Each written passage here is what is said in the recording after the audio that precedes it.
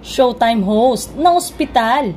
Ibinahagi ni Showtime host, the total performer Darren Espanto, na siya ay na-ospital dahil sa appendicitis.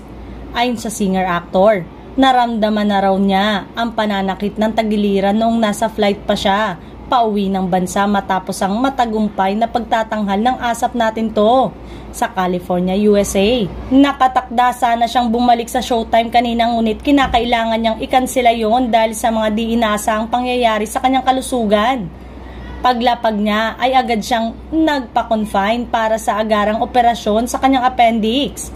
Humingi siya ng paumanhin sa production ng noontime show at sa madlang people dahil doon. Sa Instagram story naman ni Darren ay makikita na nasa hospital bed siya. Nakadextrose pero nakangiti pa rin habang binivideo ang sarili. At heto nga ang chika niya. From the airport to the hospital. Sabi sa inyo, grabing plot twist nangyari sa akin. Was supposed to be back on Showtime today but emergencies happen talaga.